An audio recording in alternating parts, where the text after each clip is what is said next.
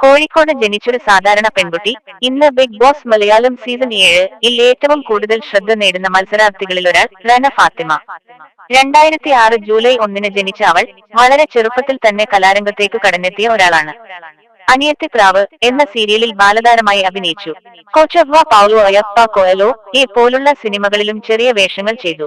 ഇവയൊക്കെ അവളുടെ ആത്മവിശ്വാസത്തിന് ഒരു തുടക്കമായി. 8ാം ക്ലാസ്സിലായിരിക്കുമ്പോൾ റന തന്റെ ആദ്യത്തെ റിയാക്ഷൻ വീഡിയോ സോഷ്യൽ മീഡിയയിൽ അപ്ലോഡ് ചെയ്തു. അത് വൈറലായതോടെ അവൾക്ക് ഡിജിറ്റൽ ലോകത്തിലേക്കുള്ള വഴി തുറന്നു.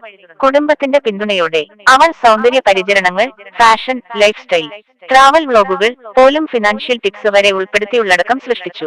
ഇന്ന് അവൾ BBA ഏവിയേഷൻ 2ാം വർഷ വിദ്യാർത്ഥിനിയാണ്. പഠനത്തോടൊപ്പം തന്നെ റെൻസാറി എന്ന പേരിൽ സ്വന്തമായി ഒരു ക്ലോത്തിങ് ബ്രാൻഡ് വിജയകരമായി നടത്തുന്നു. വ്യക്തിപരമായ ജീവിതത്തിലും ആലീവ് എന്ന സുഹൃത്തിനൊപ്പം ചെയ്യുന്ന യാത്രാ വ്ലോഗുകളും ധൈര്യത്തോടെ മുന്നോട്ടു പോകുന്ന അവളുടെ വ്യക്തിത്വവും ആളുകളെ കൂടുതൽ ആകർഷിച്ചു. ബിഗ് ബോസ് മലയാളം സീസൺ 7 അവളുടെ പ്രവേശനം പലർക്കും ഒരു സർപ്രൈസ് ആയിരുന്നു. പക്ഷേ മോഹൻലാൽ തന്നെ പറഞ്ഞിരുന്നു, നിങ്ങൾ ഇത്ര ചെറുപ്പക്കാരിയാണെങ്കിലും ആത്മവിശ്വാസം കൊണ്ടാണ് മുന്നിൽ നിൽക്കുന്നത്.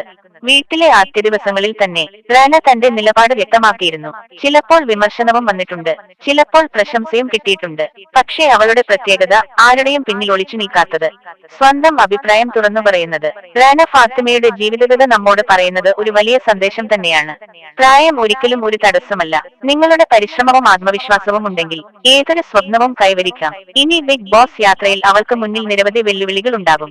അവയെല്ലാം മറികടന്ന് സ്വന്തം കരുത്തുകൊണ്ട് മുന്നോട്ട് പോകാൻ അവൾക്ക് കഴിയുമോ?